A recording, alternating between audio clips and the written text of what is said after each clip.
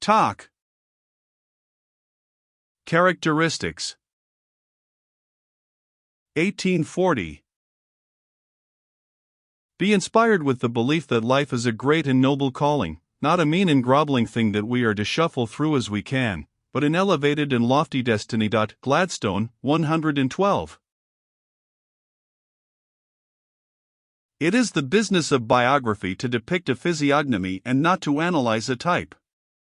In our case, there is all the more reason to think of this, because type hardly applies to a figure like Gladstone's, without any near or distant parallel, and composed of so many curious dualisms and unforeseen affinities.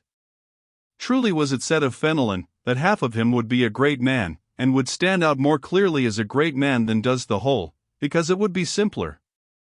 So of Mr. Gladstone. We are dazzled by the endless versatility of his mind and interests as man of action, scholar, and controversial athlete, as legislator, administrator, leader of the people, as the strongest of his time in the main branches of executive force, strongest in persuasive force, supreme in the exacting details of national finance, master of the parliamentary arts, yet always living in the noble visions of the moral and spiritual idealist. This opulence, vivacity, profusion, and the promise of it all in these days of early prime, made an awakening impression even on his foremost contemporaries. The impression might have been easier to reproduce if he had been less infinitely mobile. I cannot explain my own foundation, Fenelon said, it escapes me, it seems to change every hour. How are we to seek an answer to the same question in the history of Mr. Gladstone? 2. Internal conflict. His physical vitality, his faculties of free energy, endurance, elasticity was a superb endowment to begin with. We may often ask for ourselves and others, how many of a man's days does he really live? However men may judge the fruit it bore, Mr. Gladstone lived in vigorous activity every day through all his years. Time showed that he was born with a frame of steel. Though, unlike some men of heroic strength, Napoleon for example, he often knew fatigue and weariness, yet his organs never failed to answer the call of an intense and persistent will. As we have already seen, in early manhood his eyes gave him much trouble, and he both learned by heart and composed a good deal of verse by way of sparing them. He was a great walker, and at this time he was a sportsman, as his diary has shown. My object in shooting, ill as I do it, is the invigorating and cheering exercise, which does so much for health. 1842. One day this year, September 13, 42, while out shooting, the second barrel of a gun went off while he was reloading, shattering the forefinger of his left hand. The remains of the finger the surgeons removed. I have hardly ever in my life, he says, had to endure serious bodily pain, and this was short. In 1845, he notes, a hard day. What a mercy that my strength, in appearance not remarkable, so little fails me.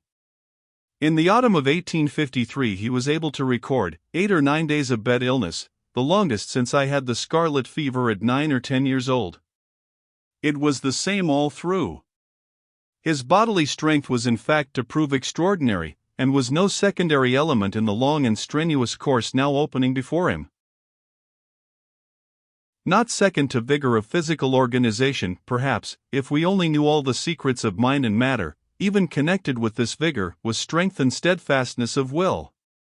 Character, as has been often repeated, is completely fashioned will, and this superlative requirement, so indispensable for every man of action in whatever walk and on whatever scale, was eminently Mr. Gladstone's. From force of will, with all its roots in habit, example, conviction, purpose, sprang his leading and most effective qualities. He was never very ready to talk about himself, but when asked what he regarded as his master secret, he always said, concentration.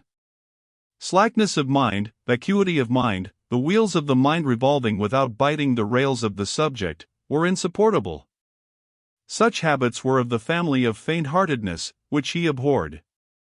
Steady practice of instant, fixed, effectual attention, was the key alike to his rapidity of apprehension and to his powerful memory. In the orator's temperament exertion is often followed by a reaction that looks like indolence. This was never so with him. By instinct, by nature, by constitution, he was a man of action in all the highest senses of a phrase too narrowly applied and too narrowly construed.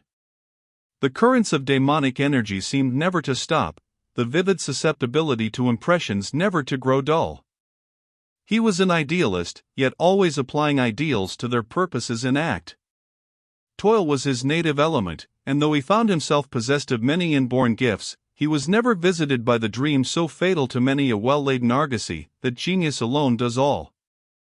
There was nobody like him when it came to difficult business, for bending his whole strength to it, like a mighty archer stringing a stiff bow. Force of will and power or toil. Sir James Graham said of him in these years that Gladstone could do in 4 hours what it took any other man 16 to do, and he worked 16 hours a day. When I came to know him long years after, he told me that he thought when in office in the times that our story is now approaching, 14 hours were a common tale. Nor was it mere mechanic industry, it was hard labor, exact, strenuous, engrossing, rigorous. No Hohenzollern soldier held with sterner regularity to the duties of his post. Needless to add that he had a fierce regard for the sanctity of time, although in the calling of the politician it is harder than in any other to be quite sure when time is well spent, and when wasted. His supreme economy here, like many other virtues, carried its own defect, and coupled with his constitutional eagerness and his quick susceptibility, it led at all periods of his life to some hurry. The tumult of business, he says one year in his diary, follows and whirls me day and night. He speaks once in 1844 of a day restless as the sea. There were many such. That does not mean, and has nothing to do with, proud precipitance of soul, nor haste in forming pregnant resolves. Here he was deliberate enough, and in the ordinary conduct of life even minor things were objects of scrutiny and calculation, far beyond the habit of most men. For he was lowlander as well as Highlander. But a vast percentage of his letters from boyhood onwards contain apologies for haste. More than once when his course was nearly run, he spoke of his life having been passed in unintermittent hurry, just as Mill said, he had never been in a hurry in his life until he entered Parliament, and then he had never been out of a hurry. It was no contradiction that deep and constant in him, along with this vehement turn for action, was a craving for tranquil collection of himself that seemed almost monastic. To Mrs. Gladstone he wrote a couple of years after their marriage, December 13, 1841. You interpret so indulgently what I mean about the necessity of quiescence at home during the parliamentary session, that I need not say much, and yet I think my doctrine must seem so strange that I wish again and again to state how entirely it is different from anything like disparagement, of George for example. It is always relief and always delight to see and to be with you, and you would, I am sure, be glad to know how near Mary, Lady Littleton, comes as compared with others to you, as respects what I can hardly describe in few words, my mental rest, when she is present. But there is no man however near to me, with whom I am fit to be habitually, when hard worked. I have told you how reluctant I have always found myself to detail to my father on coming home, when I lived with him, what had been going on in the House of Commons. Setting a tired mind to work is like making a man run up and down stairs when his limbs are weary. If he sometimes recalls a fiery hero of the Iliad, at other times he is the grave and studious Benedictine, but whether in quietude or movement, always a man with a purpose and never the loiterer or lounger, never apathetic, never a sufferer from that worst malady of the human soul, from cheerlessness and cold. We need not take him through a phrenological table of elements, powers, faculties, leanings, and propensities. Very early, as we shall soon see, Mr. Gladstone gave marked evidence of that sovereign quality of courage which became one of the most signal of all his traits. He used to say that he had known 3 men in his time possessing in a supreme degree the virtue of parliamentary courage: Peel, Lord John Russell, and Disraeli. To some other contemporaries for whom courage might be claimed, he stoutly denied it. Nobody ever dreamed of denying it to him, whether parliamentary courage or any other, in either its active or its passive shape, either in daring or in fortitude. He had even the courage to be prudent, just as he knew when it was prudent to be bold. He applied in public things the Spencerian line, be bold, and everywhere be bold, but neither did he forget the iron door with its admonition, "Be not too bold."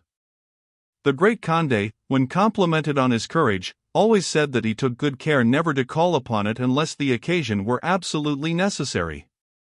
No more did Mr. Gladstone go out of his way to summon courage for its own sake, but only when spurred by duty. Then he knew no faltering. Capable of much circumspection, yet soon he became known for a man of lion heart. Measure of his gifts. Nature had bestowed on him many towering gifts. Whether humor was among them, his friends were wont to dispute. That he had a gaiety and sympathetic alacrity of mind that was near of kin to humor, nobody who knew him would deny. Of playfulness his speeches give 1,000 proofs, of drollery and fun he had a ready sense, though it was not always easy to be quite sure beforehand what sort of jest would hit or miss. For irony, save in its lighter forms as weapon in debate, he had no marked taste or turn.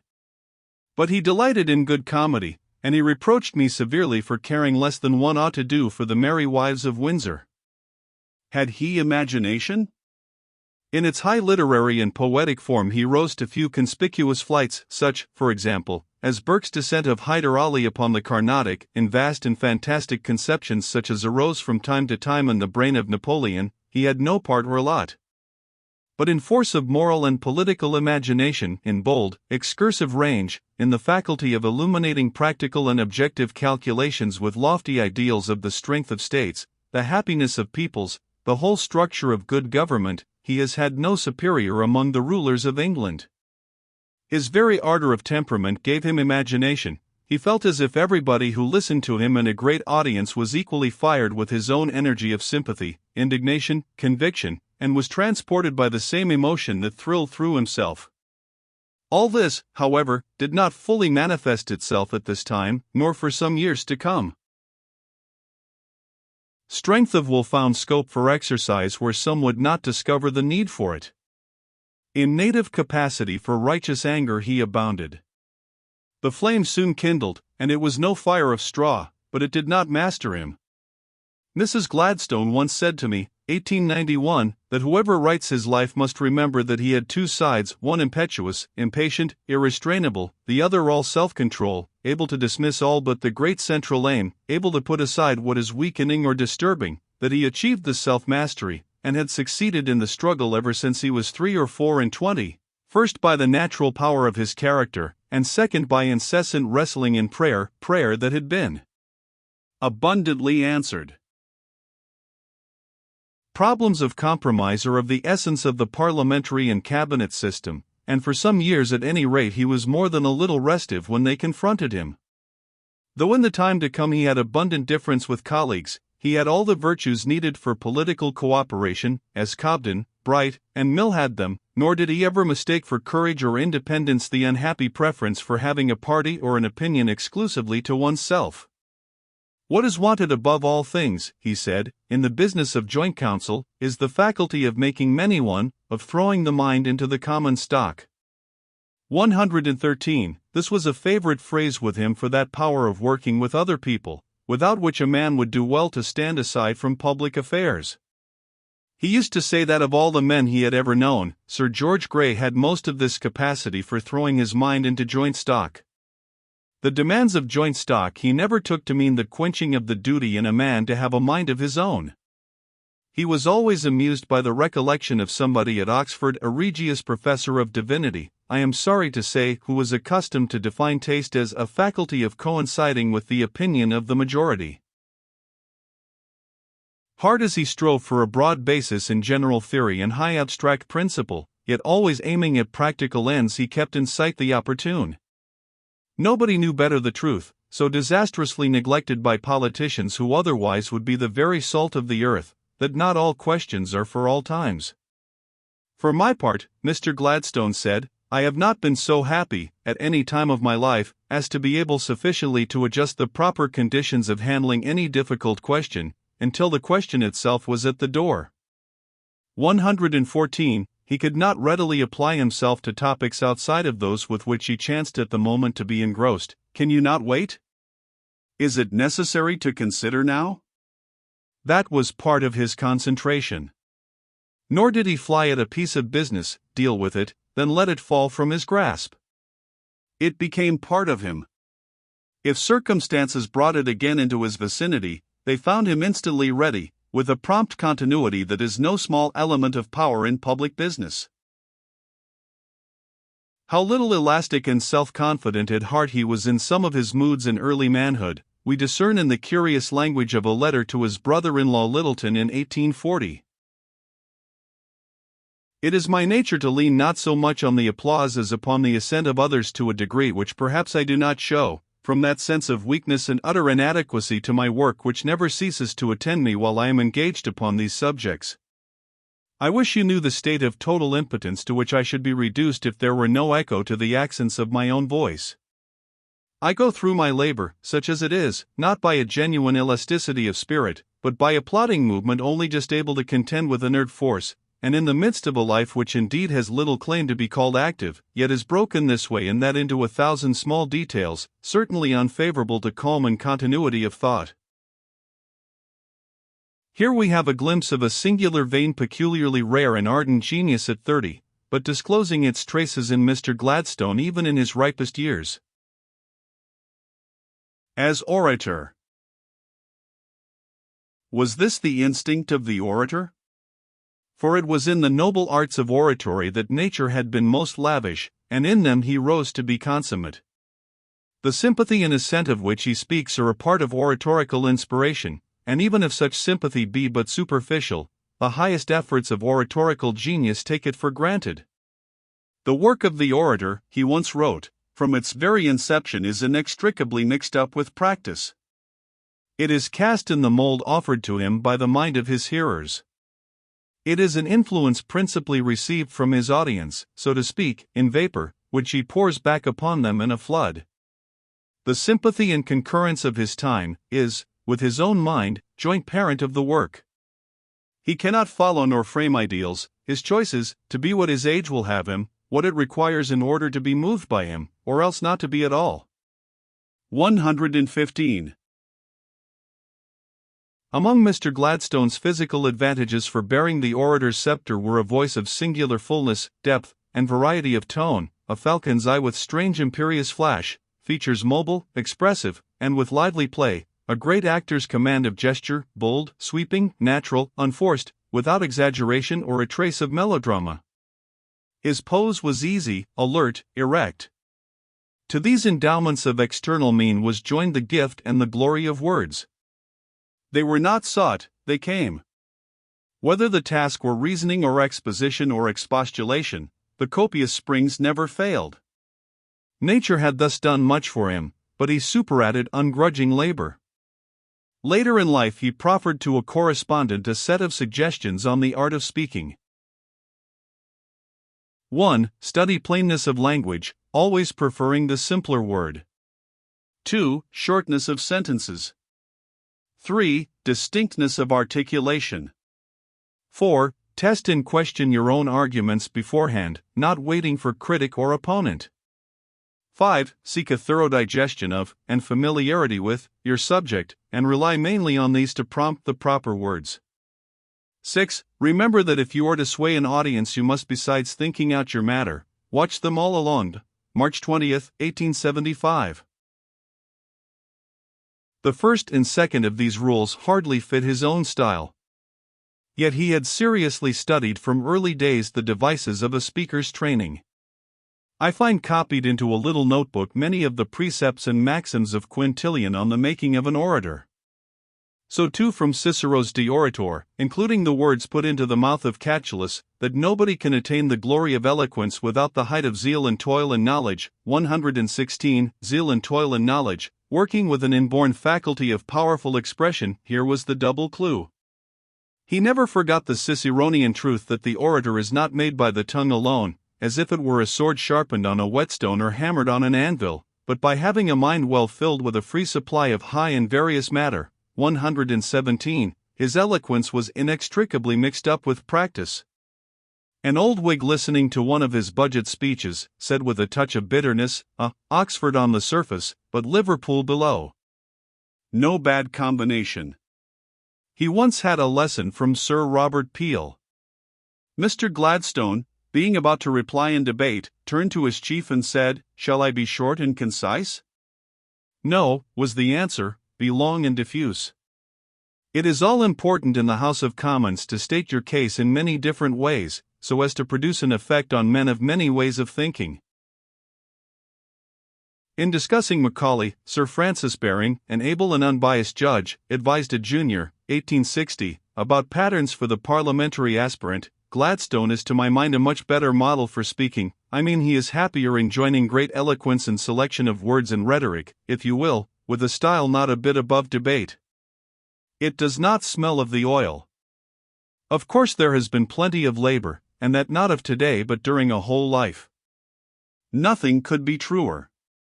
Certainly for more than the first 40 years of his parliamentary existence, he cultivated a style not above debate, though it was debate of incomparable force and brilliance. When simpletons say, as if this were to dispose of every higher claim for him, that he worked all his wonders by his gifts as orator, do they ever think what power over such an assembly as the House of Commons signifies?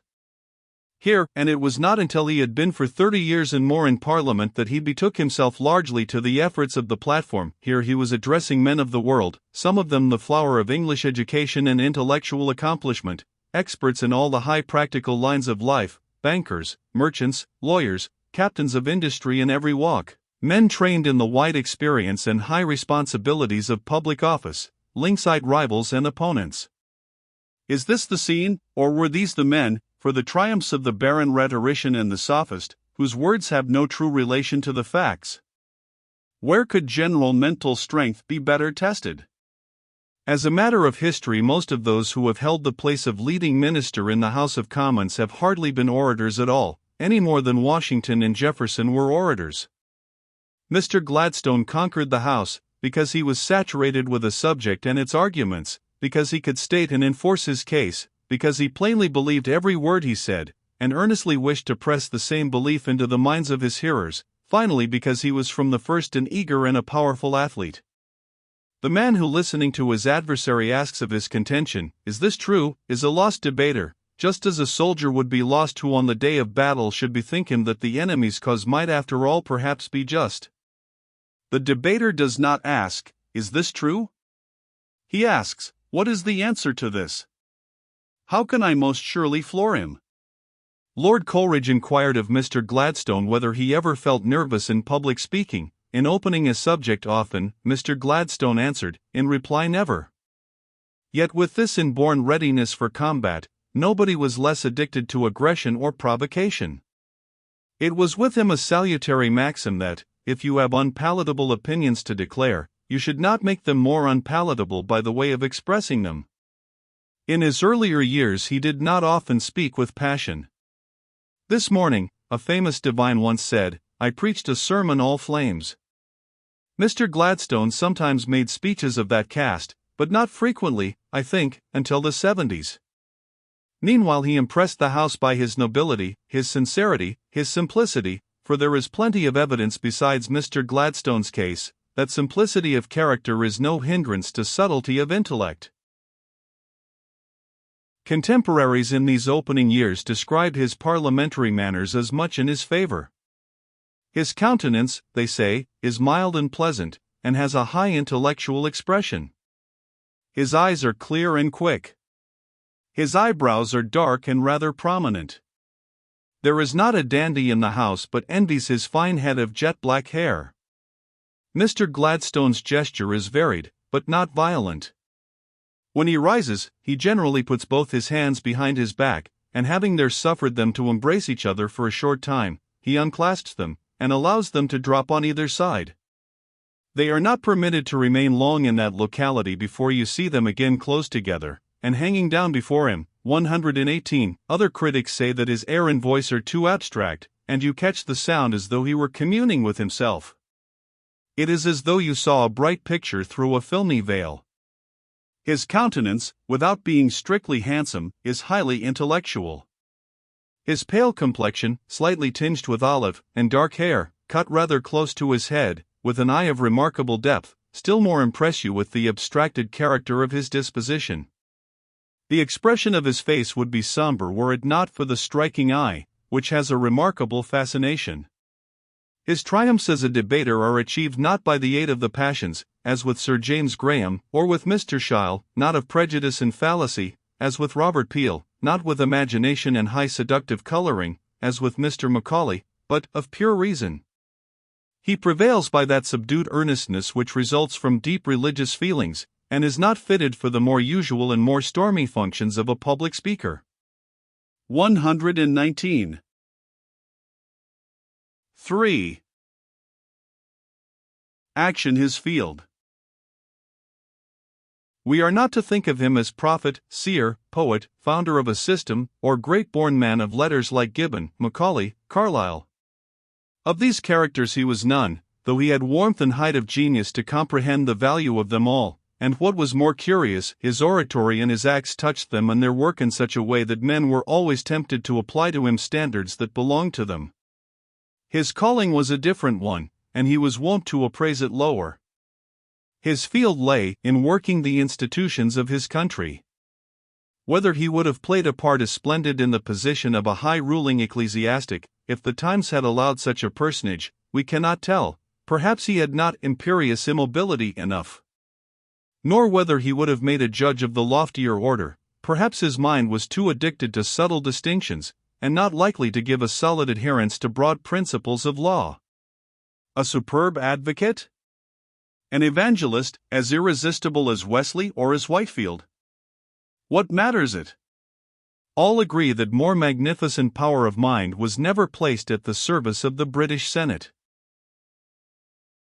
His letters to his father from 1832 onward show all the interest of a keen young member in his calling, though they contain few anecdotes, or tales, or vivid social traits.